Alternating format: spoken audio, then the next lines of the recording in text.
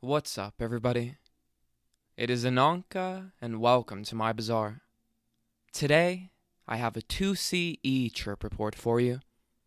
The title of this chirp report is The Nature of the Human Mind, and was submitted to Erowid in 2007 by the user Roy G. Biv. With all that being said, let our story begin. First off, a little background. I am 19 years old, and so far quite inexperienced with the wealth of psychoactives out there today. This is mostly due to lack of knowledge, until now, that is. Hallucinogens in particular have always been fascinating to me, long before I discovered that compounds such as 2CE actually existed. Many of my favorite books, films, and music all appear to have been created while under the influence of strong hallucinogens. And I had a strong desire to replicate what these artists had experienced at the time of their inspiration. Hence, you can imagine my sheer delight when I had successfully obtained 1 gram of 2CE from an online vendor. I knew it was a relatively unresearched and rare compound, so I intended to treat it with the utmost respect in order to get the most out of it. I soon found myself facing the same dilemma that most of us face: the art of correct dosage. I went to the effort to buy a scale from the United States. Note that I do not live in the US, so I had to import one, since no scales capable of reading such small quantities even existed here.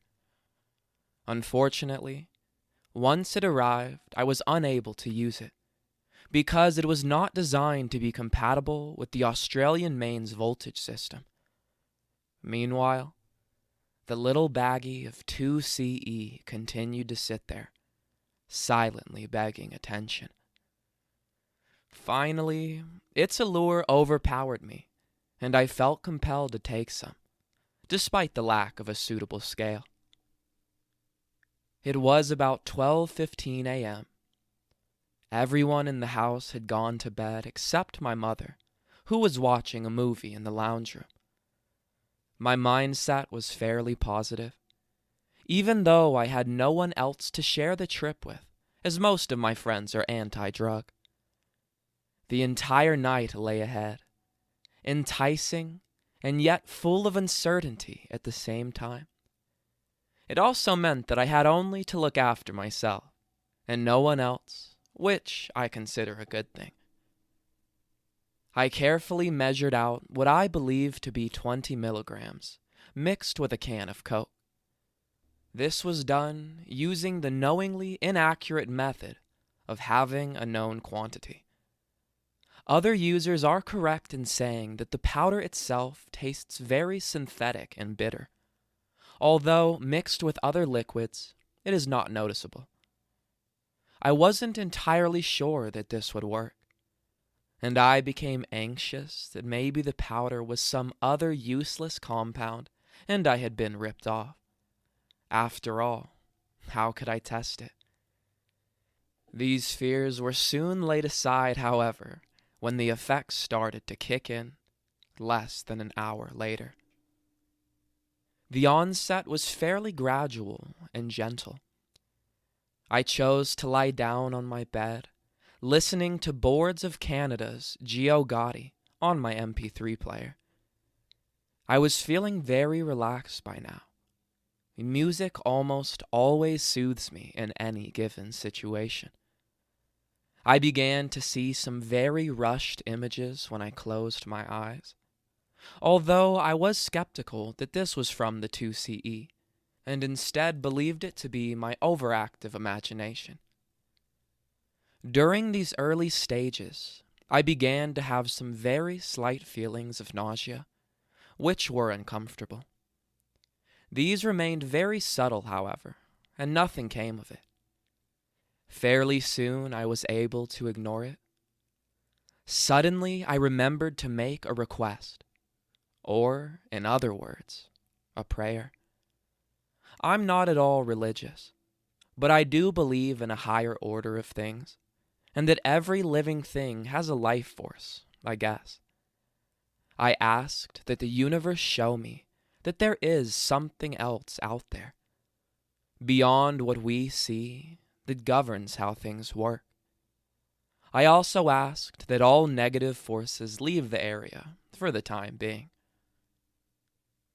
Earlier in the night, I went to the trouble of opening the blinds so I could look out into the garden and the tall trees in the distance. I wanted to see how these objects changed once under the influence of the drug. I was also in complete darkness, aside from a tiny blue light emanating from the computer. Almost an hour after I had taken the initial dose, my field of view started changing dramatically. Another user described this first change very well. They said that the objects appeared to age right before their eyes. More specifically, the scene out the windows began to tilt and jump, as though it was suddenly disconnected to the physical structure of the room.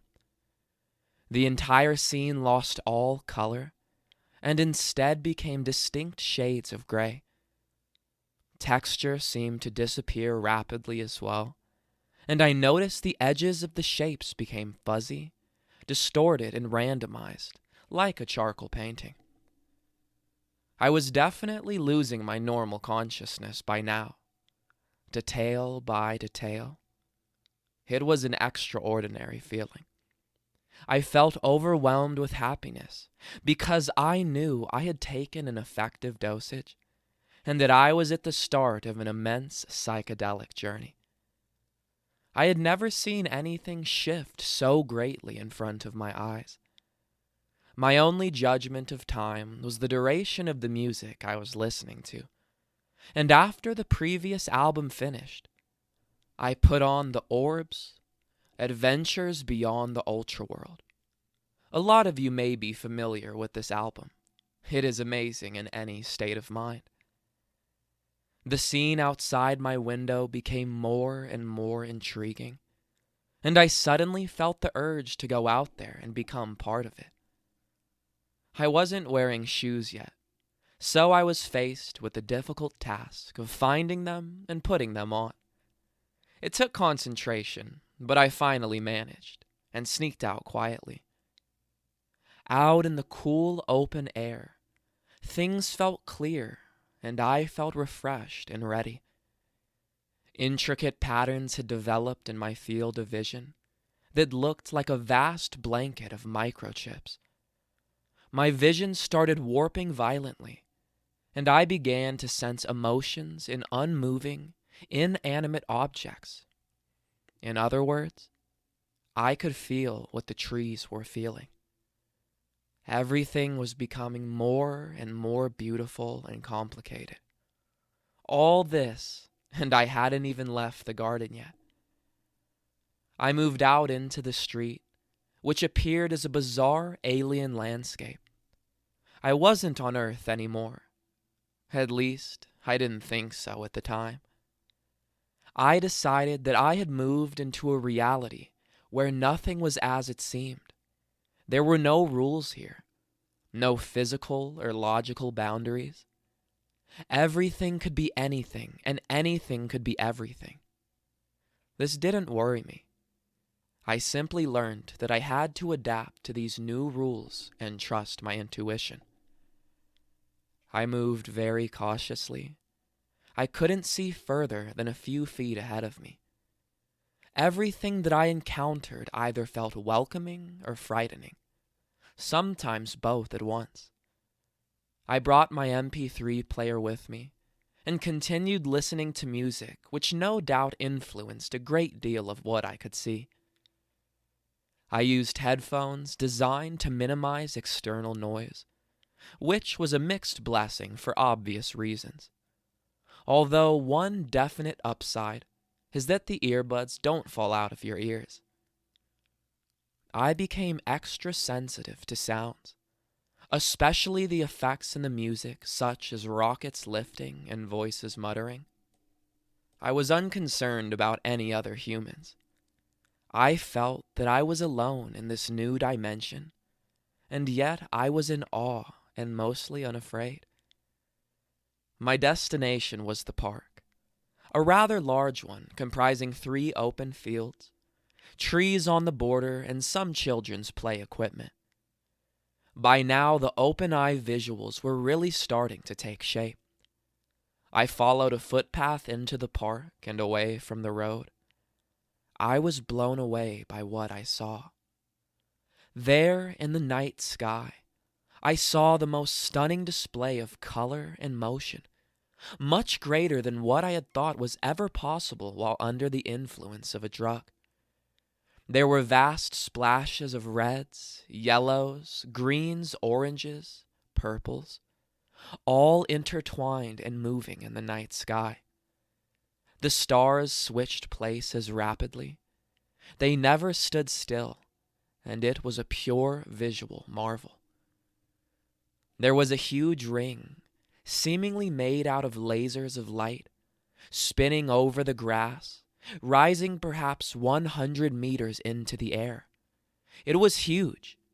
It altered its axis rapidly, and often rotated horizontally rather than vertically. I could see on the hill in the distance a row of trees. I stood in awe as I watched the trees extend their limbs into the night sky, as plumes of foliage spread up over the top. It changed from being leafless, such as in winter, into pure oranges and yellows of autumn, before becoming multicolored and fleshed out. They did not stop moving. They were awash with constant color and depth. On the ground, I could see a tiny, impossible hedge maze form. This appeared completely 3-dimensional, rising almost a foot into the air. It, too, kept rapidly changing. There was a thick layer of fog covering the ground, although I knew that this was actually real, as I had seen it on cold nights before. The journey from the edge of the park to where the trees were on the hill seemed to take forever, as if I were trying to cross a continent. It was exhausting, overwhelming, and fascinating. I had no idea that a hallucinogen could be so surreal. I had read people's descriptions before, but I always thought they were false and exaggerated. Now I completely understand how they felt. Finally, I arrived beneath the trees, and as I look up at them, they only became more surreal and astounding in their beauty. However, the trees did not feel very caring. It was as if they were watching me struggle in their chaotic environment and doing nothing to calm or soothe me. Hence, I felt I understood the character of the trees in general, not always friendly. Being disturbed by this thought, I ventured out into the open grass beyond the trees. The openness of the atmosphere was welcomed, and this time I saw tiny little UFOs darting rapidly through the sky, firing at other even tinier UFOs.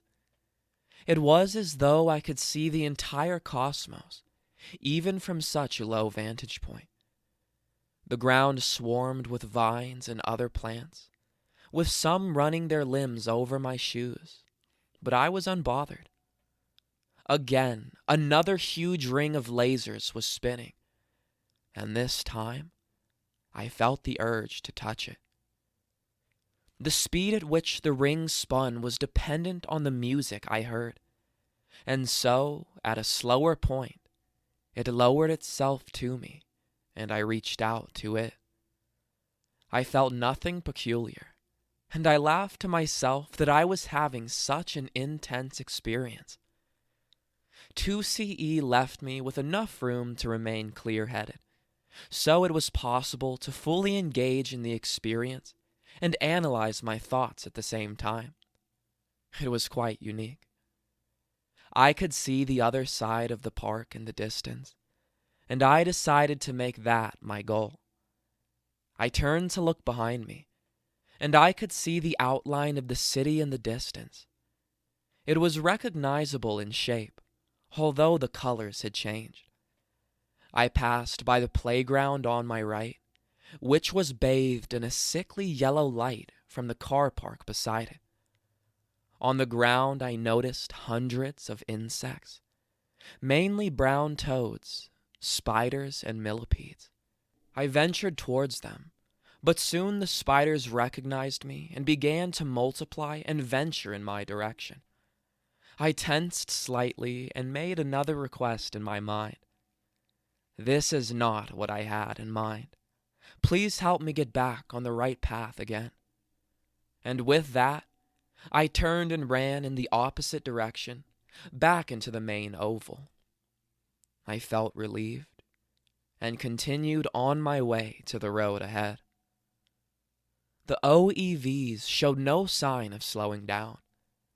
I had no idea how much time had passed. It didn't really matter. When I got near to the road, I became aware of something heading towards me. I wasn't sure what it was, but it was only until it was about a few yards away from me that I realized what it was.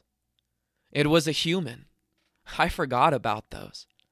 But he/she appeared to have no head, and they were holding a leash, but there was no dog connected to it. The person had appeared so suddenly, and they seemed to exist on some completely different plane of existence, that I was intimidated and started to run backwards. I did this so that they couldn't chase me, which is what I irrationally believed they were doing. I turned around to glance back at them, and, to my surprise, there was nobody there. I laughed at myself for thinking such silly things. I became cold suddenly. I remembered that I had my jacket on, so I zipped it up. Soon I felt a glowing warmth, an intense heat on my chest, which felt assuring. I had no idea that this was most likely caused by the jacket. I saw the trees in the distance and moved towards them again, towards home, where I could be sheltered and warm. I took my time to do so, because I was still fascinated and in awe. Even the light levels changed dramatically, and they changed often. In this part of the trip, the geometric patterning was a distinct purple and green, and I became aware of the visual blueprint of 2C-E, a design which appeared on everything I saw. It would be difficult to illustrate it. There were creatures in the air, flying. They were birds with unusual anatomical structures, definitely not of this earth. They were highly colorful, but hard to focus on because they moved so rapidly. I must have been in the park for almost 2 hours, but it seemed like minutes. I was on the last track of the album, and ready to head back to the safety of my room, where I could observe the rest through the window. On my journey back, I had a number of insights. I was being spoken to, though I'm not sure by whom. I felt it must have been a spiritual entity of some kind. Voice. Do you see? Me. See what? Voice. The nature of the human mind. Me. I'm not sure. Explain it to me. Voice. Humans see what they see, only because that is all they can handle seeing. The human brain cannot interpret things that are too complex for it. What we have done here is given you insight into how the universe really is, how we see it every day, so that you may learn the real state of your surroundings. Me. Do you mean that things appear this way always? Voice. Of course. It's just that you can't see it. You cannot access it. Me. Is there any way at all to access it? Voice. They are vortexes disguised everywhere. Me. Where? Voice. Don't you find this tiring? Pause. Me. Yes. Note that I wasn't told how to access the vortexes. Later, in a closed-eye visual, I saw the image of what had spoken to me. It is hard to explain, but I shall try. There were two distinct forms, male and female. The male was orange, the female was blue. Both entities were free-floating. They had no limbs. Their shape was like a rounded diamond, almost like a stingray, although much larger and without a tail. Their edges were blurred and constantly shifting. They sparkled and moved rhythmically. Their bodies had small openings that ran up the middle of the diamond, and towards the top there was a mouth. The mouth was similar to a mailbox slot, although not quite as wide. The female entity had the addition of a small jewelry box suspended around her neck by a string. She was also much more slender than the male. She didn't speak very much to me, but instead showed me some images of my mother saying that she loves you very much. I arrived home and took about 10 minutes to work out how to use a key to open a door. It seemed like a complicated and foreign concept. Finally, I arrived back in my room and spent the rest of the night and morning, I was unable to sleep, looking out the window in disbelief at the fractals and moving trees, and also enjoying some bizarre closed-eye visuals. As you can tell from my extensive account, 2C-E is an immensely powerful hallucinogen. I feel that I got significant insight from the experience. However, it does cause rather intense headaches for the next 24 to 48 hours, at least at the dose I had, whatever the dosage actually was. 2C-E is a truly remarkable chemical. Let's keep it under wraps so we can continue to learn from it for many years to come.